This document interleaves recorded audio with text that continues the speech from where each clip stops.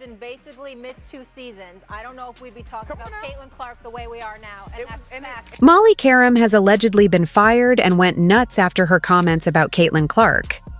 Molly said that Caitlin was making a mockery of the sport and is only being talked about because of the media. Molly followed by saying there has been far better women than Caitlin who haven't been talked about enough. There were a lot of people that laid the groundwork that deserve shine as well. Here's what we're going to do. Are they playing now? Here's what we're going to do. Are they playing now? We don't have Andrea. Remember, you got we don't have any of the women, Chanae. They'll come back on. We'll revisit this conversation gladly. Molly and many others have been coming for Caitlin Clark, trying to tear her down, whilst Caitlin maintains to be great, sending the Fevers into the playoffs and trying to help them reach the semifinals. Caitlin Clark has been the talk of the town in the WNBA, and honestly, it's not hard to see why. With her flashy style of play, leadership on the court, and ability to draw attention to the game, she's completely shifted the dynamics of women's basketball. But as her star continues to rise, so do the voices of her critics. It seems like the higher she climbs, the more some people are determined to bring her down. Today, we're diving into the ongoing tension between ESPN's Molly Qerim and Caitlin Clark, why it feels personal, and how Qerim seems to be downplaying Caitlin's talents. We'll also explore why analysts like Monica McNutt are favoring Angel Reese for Rookie of the Year, despite Caitlin's stellar performance this season. Molly Qerim, a name most of you will know from ESPN's First Take. Molly has always been outspoken, and she's never been shy to share her thoughts on athletes. But when it comes to Caitlin Clark, it feels like there's something personal going on. The bad guys say, me and you, we were talking about this girl, Caitlin Clark. Oh, let me throw this out. By the way, Rookie of the Year. It wasn't that anybody didn't think she was going to be successful or not play. It was just that we felt the other players in the W deserve shine as well. She's admitted that Clark has brought in tons of viewers to the women's game, which, frankly, the league has been needing for years. Viewership is up, ticket sales are soaring, and Caitlin's jersey? It's selling like hotcakes. But that's where Molly's praise seems to hit a wall. Every compliment she gives feels like it's followed by a little jab. For instance, on one occasion, she went on record saying, "Sure, Caitlin is popular, but popularity doesn't always equate to skill." Ouch. That's not exactly the kind of statement you'd expect to hear when someone's revolutionizing the game.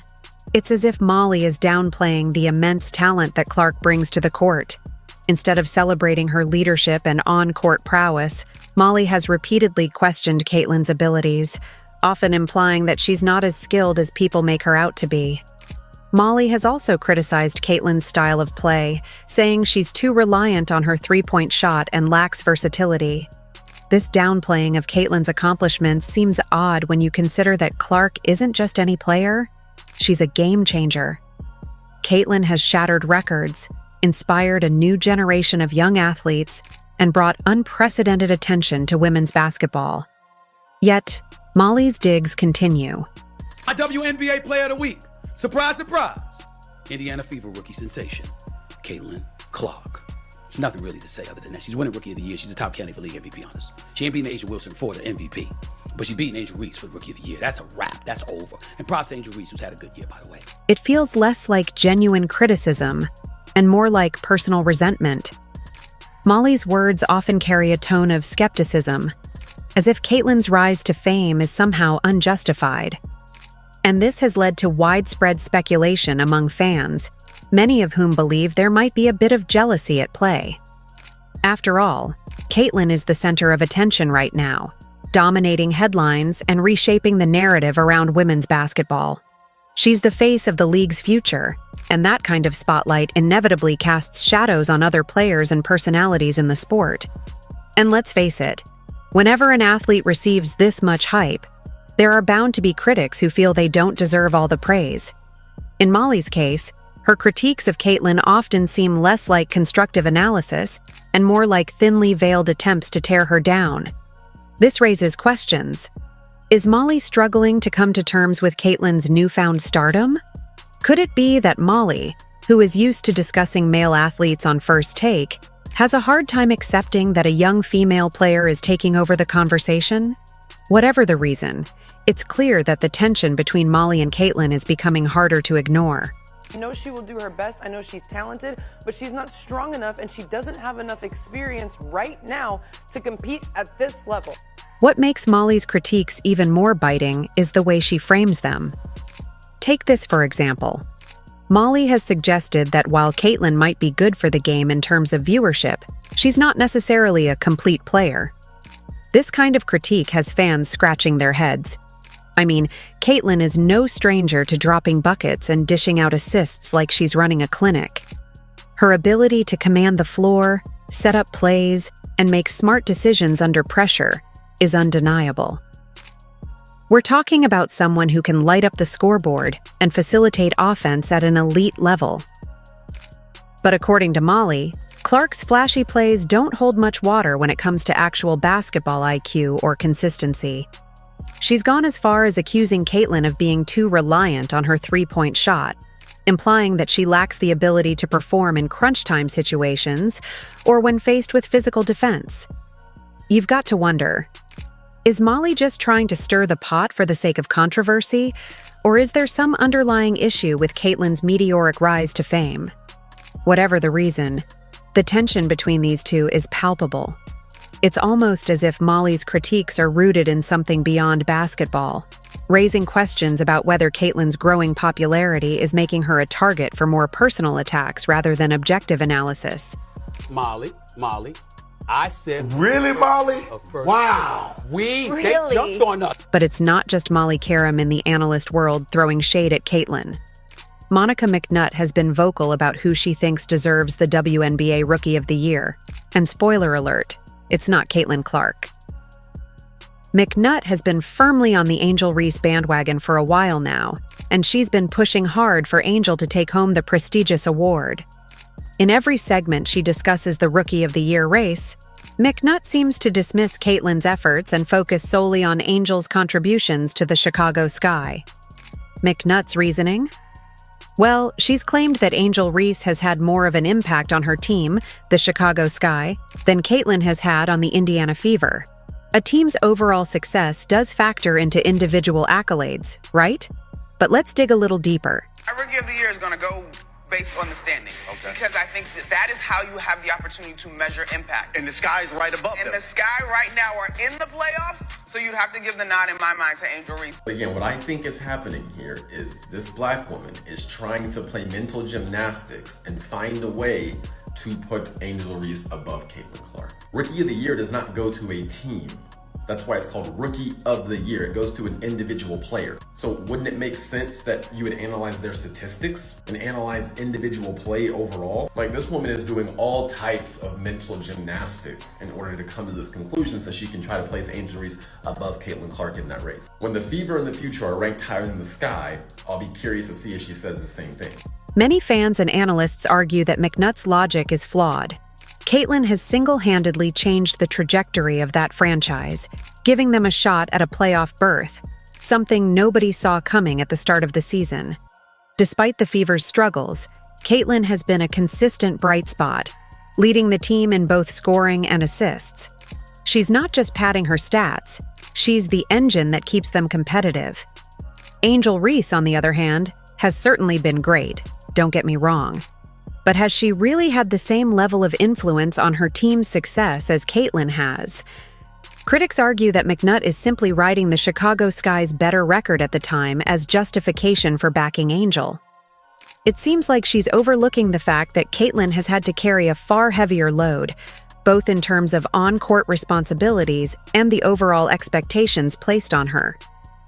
Indiana Fever is a team still in the process of rebuilding, and Caitlin has been their cornerstone. Many people are watching women's basketball right now. It all started from the national championship game, and I've been dealing with this for 2 years now. And understanding, like, yeah, negative things have probably been said about me, but honestly, I'll take that because look where women's basketball is. People are talking about women's basketball that you never would think that we'd be talking about women's basketball. I'll look back in 20 years and be like, yeah, the reason why we watching women's basketball is not just because of one person, it's because of me too, and I want y'all to realize that. McNutt's support of Angel Reese for Rookie of the Year has left some fans scratching their heads.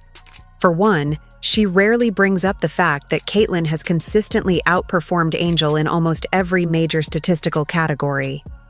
Whether it's points, assists, or efficiency, Caitlin has been putting up better numbers across the board. She's not just filling the stat sheet, she's been the driving force behind the Indiana Fever's competitive edge.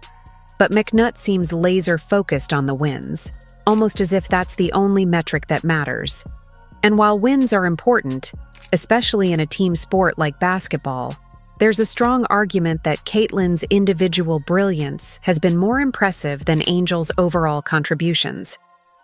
Caitlin has had to carry more of the load for a team that's in the middle of rebuilding, yet she's still managed to shine. She's making plays, dropping buckets, and leading her squad despite their struggles. But for McNutt, it seems like Angel's team success is the only factor that matters. For those who've been following closely, this feels like an oversimplification. It ignores the nuances that come with individual performances in the context of the team. Shouldn't Rookie of the Year be about the player's individual impact, regardless of team success? Caitlin has been doing everything she can to elevate the Fever, but for McNutt, that still doesn't seem to be enough. Caitlin has been vocal about her frustrations, frequently mentioning in post-game interviews that she feels like she's fouled far more often than other players. She's hinted that the refs don't provide her with the same level of protection that some of her peers enjoy. I got a technical for basically being mad at myself because I missed the three and then I went and hit the backboard, and he told me it was disrespectful to the game of basketball. So I don't know, it reminded me of the technical that I got in college where I said, damn it, where it's like a personal frustration. Had nothing to do with my team, had nothing to do with their reffing, had nothing to do with other team. It was just because I'm a competitor and I felt like I should have been making more shots. So, but I think he fired me up to continue to play a lot harder. I thought we got a lot better after he did that. So I want to thank him for that. Despite all the noise around her, Caitlin remains laser-focused on one goal: getting her team to the playoffs semifinal. The Indiana Fever are currently in the mix, and a huge part of their potential success is due to Caitlin's leadership on the court. She's been a consistent force for the team, doing everything in her power to guide them through the ups and downs of the season. They have passed that now, and the playoffs will be something Caitlin hasn't coped with before. But whether it's scoring, facilitating, or playing defense, Caitlin has taken the weight of the Fever's playoff aspirations on her shoulders. And now, they're facing a pivotal moment in their journey. As they head into the playoffs, they'll be squaring off against the Connecticut Sun, a team that's no stranger to success or deep playoff runs. The Sun are a formidable opponent, known for their experience and resilience. But for the Fever, Caitlin is the key to unlocking a potential upset. Her ability to control the tempo, hit big shots, and rally her teammates will be essential if they have any chance of advancing. Simply put, Caitlin's performance will likely determine whether the Fever advance or get sent home. Oh, Caitlin Clark, Dawn Staley, the great Dawn Staley, who I revere, by the way. But she was playing the way she's playing now. Well, wait a minute. You know she had the potential. You know, playing amongst other stars, with her marksmanship, she could have made big things happen. With her passing ability, she could have made things happen. Then she would have drawn excitement and eyeballs, and people the world over would have been watching her, which would have assisted in the elevation of the WNBA brand, which would have benefited everybody. This is where stars are made. If Caitlin can step up and deliver in these high-pressure moments, she'll not only solidify her status as a rising WNBA superstar, but she'll also silence a lot of her critics. Clark is undoubtedly one of the most talked-about players in the WNBA right now. But with that attention comes a whole lot of criticism. If there's one thing we know about Caitlin, it's that she thrives under pressure. As the playoffs are here, everyone will be watching her to see if she can rise above the noise and lead her team to victory. And if she does, well, the critics might have to eat their words. If you enjoyed, leave a like and subscribe. More videos are on screen now.